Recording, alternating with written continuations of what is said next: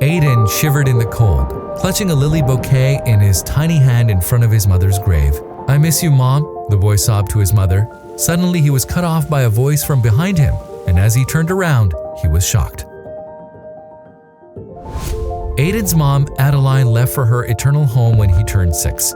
The woman was diagnosed with terminal cancer, and she couldn't make it for more than a few months.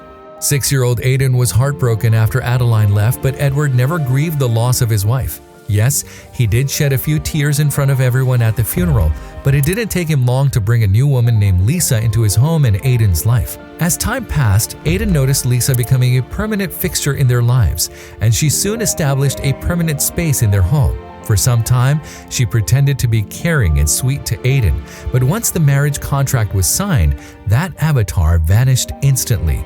Edward, who had at least been considerate to Aiden if not a loving father, now cared just about him and his new wife. One day, Aiden approached his dad to ask for money for his mother. Adeline's 30th birthday was coming, and Aiden wanted to gift her with her favorite flowers. But even before he could place his request, Lisa interrupted him. "What do you want now, huh?" she said sharply. "Didn't your father give you money last week?" "I didn't spend it," Aiden admitted quietly. "However, I require a few more dollars. It's my mother's birthday and I like to get her some flowers." Lisa rolled her eyes. "No one here cares about your dead mother, little boy, so you'd better stop squandering our money like that. Got it?" "Please, I'm pleading with you," Aiden said, fighting back the tears at Lisa's scathing remarks. "I'm not going to ask for money again. This is for Mom." Turning to his dad, he added, "Dad, I promise." But despite his pleadings, nothing changed. "Lisa is correct, Aiden," Edward pointed out. "I know you miss your mother, but squandering money like this isn't a good idea. Plus, you know that Lisa and I were working hard to make sure you don't miss out on anything."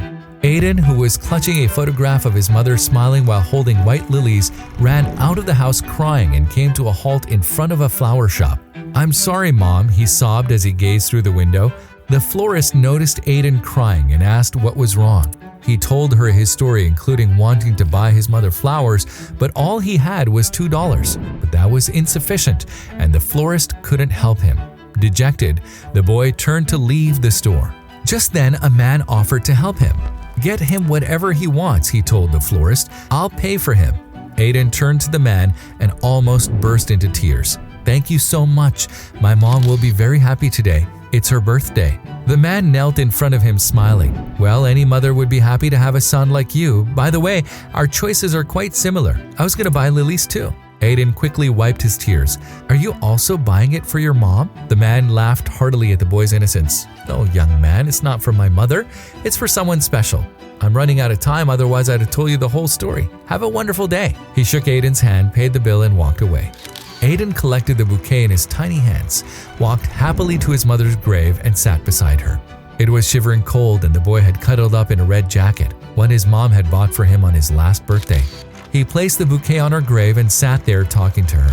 "I hope you're doing well, Mom. You know, I was having a bad day today. I wish you were here so I could share everything with you. I'm sad that Dad didn't even give me money for your flowers, but you know, a nice man came and helped me. He's as nice as you are, Mom." Aiden's eyes welled up with tears as he continued.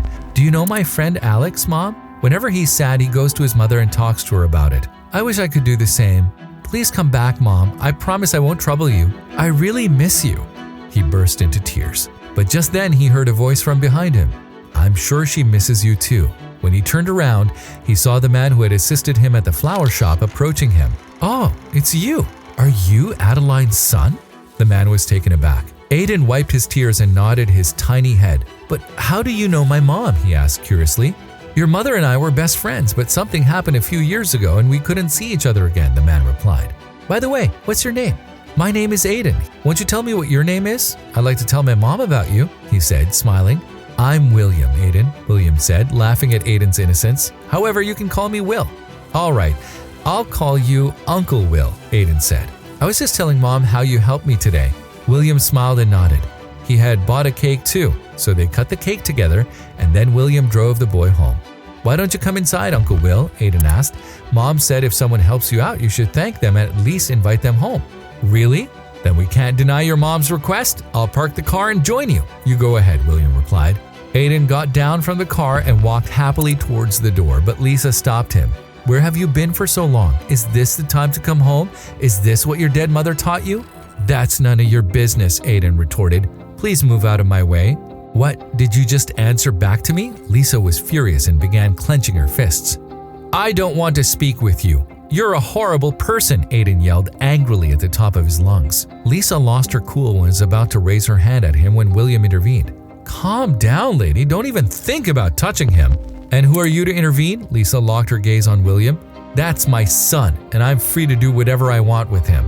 "He's not your son, he's my son," William screamed. Hearing his voice, Edward dashed outside.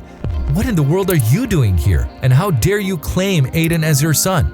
"Then do you want me to call the cops and arrange for a DNA test?" "How about it, Edward?" William locked his gaze on him.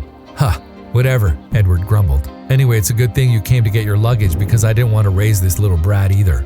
"Dad, why are you saying that?" Aiden burst out crying. "That's the truth, boy. I was going to drop you off at an orphanage anyway. You're someone else's fault and I don't want to put up with you any longer." William took Aiden with him, and when the boy stopped crying, he told him the whole story. It turned out that William and Adeline were madly in love and wanted to start a family together. However, William met with a terrible car accident a few months after Adeline became pregnant.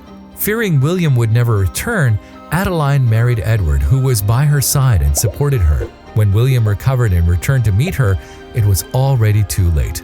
"I won't force you to stay with me, Aiden," William finished, "but I always knew you were my son. Your mother had told me about it when we first met after she married. I even sent you letters every year, but I believe Edward never delivered them to you. I think he must have been a good father to you because that's what Adeline told me. But I think he was just pretending in front of her.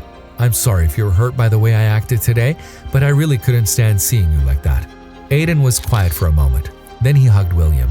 "I know Mom would have done the same thing if she was here. I want to stay with you, Dad. I don't want to go back." William hugged him back and couldn't stop crying at the sight of his son addressing him as a father for the first time.